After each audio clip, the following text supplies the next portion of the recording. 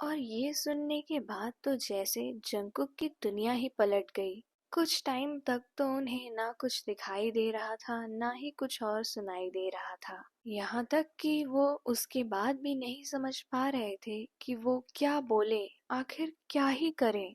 उन्हें तेयोंग की मौत सच लग ही नहीं रही थी। ऐसा लग रहा था कि अभी तेयोंग भागते हुए आएंगे उनके पास और उन्हें गले से लगा लेंगे और बोलेंगे, देखा मैंने कैसे मजाक करके तुम्हें रुला दिया। पर न तेयोंग आए, ना ही जंकुक के आंसू बंद हुए।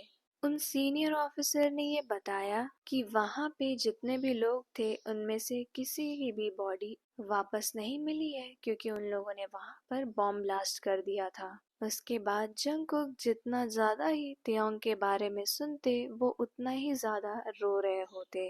और उसके बाद जंकुक ने अपने आप को थोड़ा सा शांत करके पूछा कि क्या उसकी कोई भी चीज बची है, जिसपे उन लोगों ने तेयोंग के कपड़े, जूते और कुछ और सामान जंकुक को दिए और साथ ही कुछ बचे हुए लेटर्स भी दिए जो तेयोंग ने जंकुक के लिए लिखे थे पर पोस्ट नहीं कर पाए थे। उसके बाद जंकुक वापस आ रहे होते हैं, पर पूरे रास्ते वो कुछ भी नहीं समझ पाते हैं। जंकुक बस जैसे एक जिंदा लाश जैसे हो गए थे।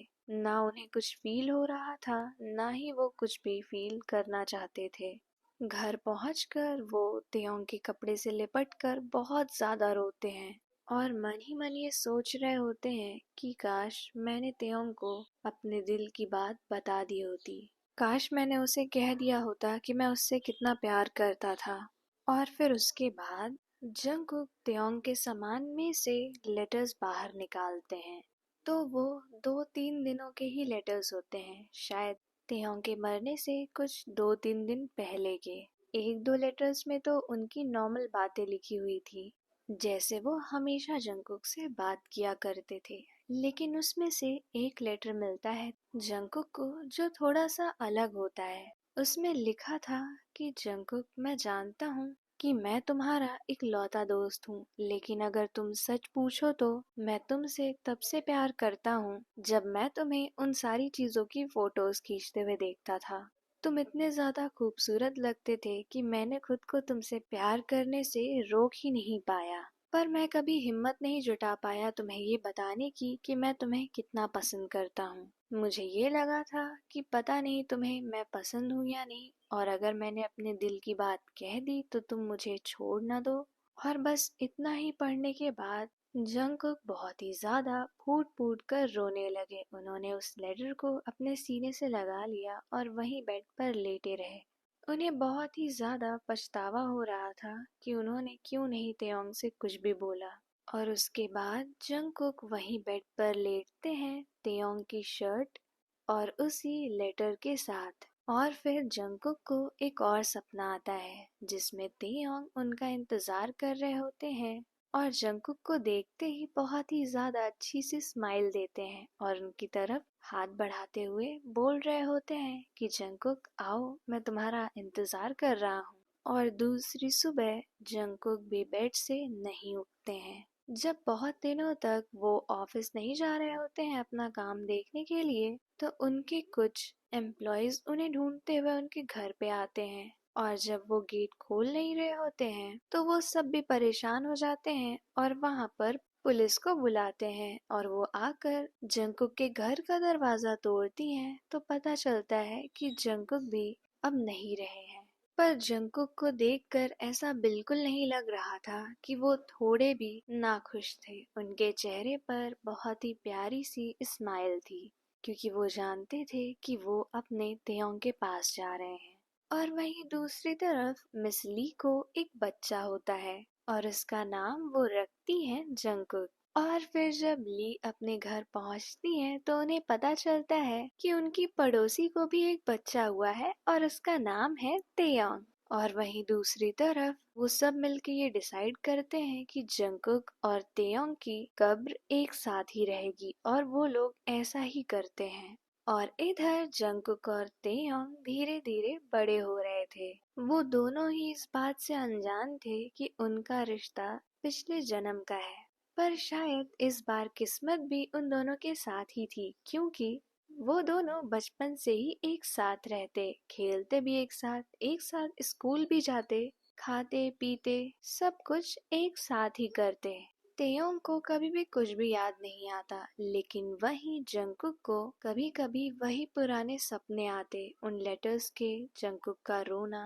पर उतने छोटे से बच्चे को क्या ही समझ में आएगा। यहाँ तक कि जंगकुक ने अपने मम्मी पापा से भी ये बातें बताई थी, पर वो इसे मामूली सा सपना समझकर टाल देते और कहते कि तुम ज्यादा टेंशन मत लो, ये कुछ भी नहीं है।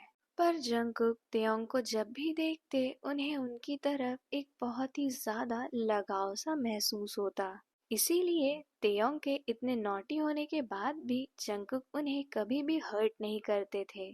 पर तेयोंग की शरारतें इतनी ज्यादा होती थी कि तेयोंग के पेरेंट्स ने जंगकुक को खुली छूट दी थी कि तुम इसे मार भी सकते हो, डांट भी सकते हो। लेकिन उन्हें बस ये समझ में नहीं आता था कि तेयोंग सिर्फ जंगकुक के साथ ये शरारतें क्यों करता है और किसी के साथ क्यों नहीं। वो इसलिए क्योंकि तेयोंग भी कहीं ना कहीं जंगकुक से जुड़े हुए तो थे ही, और तेयोंग को भी जंगकुक के साथ समय बिताना बहुत अच्छा लगता था। लेकिन वो ये दिखाना नहीं चाहते थे कि वो जंगकुक को कितना पसंद करते हैं, इसीलिए उनके साथ शरारतें किया करते। उसके कुछ टाइम बाद एक दिन जंगकुक स्टेशनरी शॉप से कुछ सामान लेकर अपने घर की तरफ वापस आ रहे होते हैं। पर जब वो रोड क्रॉस कर रहे होते हैं तो उन्हें अचानक से अपने पास्ट की कुछ झलक दिखाई देने लगती है, जिससे उनका सर बहुत ही जोर से चकरा जाता है। और तब तक वहाँ एक कार आ जाती है और उसके सामने जंगकुक आ जाते हैं, जिससे जंगकुक का बहुत ही ज्यादा भयानक एक्सीडेंट हो जाता है। उन्हें टाइम पर हॉस्पिटल पहुंचाने की वजह से उनकी जान बच जाती है, लेकिन वो अब भी ऑब्जर्वेशन में होते हैं। कुछ टाइम बाद जंगकुक के पेरेंट्स को इन्फॉर्म किया जाता है, तो वो भागते हुए आते हैं और उनके साथ तेयोंग भी आते हैं। वहीं दूसरी तरफ जंगकुक अपनी पास्ट की यादें और अपने प्रेजेंट में बार बार फंस रहे थे। उन्हें अभी भी पूरी तरह अपना पास्ट याद नहीं आया था, लेकिन फिर भी उन्हें तेयोंग की धुंधली सी फोटो दिखाई देती थी। और इसके बाद जब जंगकुक होश में आए तो उन्हें पता चला कि वो 2 दिनों से बेहोश थे, और इन 2 दिनों में पूरे टाइम तेयोंग ने उनकी देखभाल की है।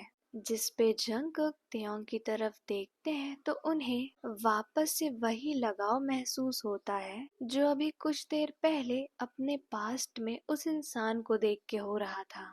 उसके बाद जब तेयोंग जंगकुक के पास आते हैं तो जंगकुक उन्हें बोलते हैं तुम रो रहे थे ना, जिस पे तेयोंग दूर जाकर बोलते हैं मैं कहाँ रो रहा था, तुम्हारे लिए आखिर रोएगा भी कौन। लेकिन फिर तेयोंग जंगकुक को देखते हैं और रोने लगते हैं और फिर भागकर उन्हें गले लगा लेते हैं। और आज पहली बार था जब तेयोंग उन्हें बोलते हैं कि तुम सही से नहीं चल सकते थे, अगर तुम्हें कुछ हो जाता तो हमारा क्या होता, लेकिन तुम्हें तुम्हें हमारी पड़ी ही कहाँ है।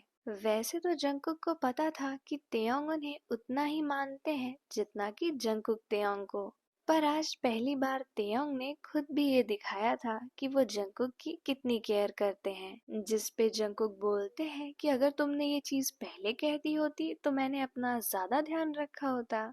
जिस पे तेयोंग कहते हैं कि कोई जरूरत नहीं है, पूरी जिंदगी मैं तुम्हारा ख्याल रखूंगा।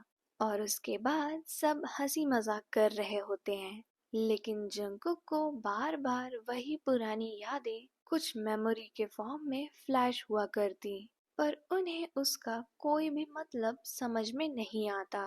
एक हफ्ते बाद जंगकुक को डिस्चार्ज कर दिया जाता है और सब जंगकुक को लेकर घर जाते हैं। और आज सबके लिए तेयोंग ने खाना बनाया होता है, जिस पे खाना देखकर जंगकुक तेयोंग को चिढ़ाने के लिए बोल रहे होते हैं कि अरे आज तुमने खाना बनाया, तब तो मुझे बाहर से ही खाना होगा। पर फिर वो बहुत ही ज्यादा प्यार से खाना खाते हैं और तेयोंग को बोलते हैं बहुत अच्छा था। ये सुन के तेयोंग ब्लश करने लगते हैं, लेकिन उस ब्लश को हटाने के लिए वो वहां से भाग जाते हैं और अपने कमरे में जाकर डोर लॉक कर लेते हैं। और फिर अपने कमरे में बैठे बैठे तेयोंग ये सोच रहे होते हैं कि जंगकुक, मैंने तुम्हें एक बार तो खो ही दिया है, मैं तुम्हें फिर से नहीं खोना चाहता हूँ।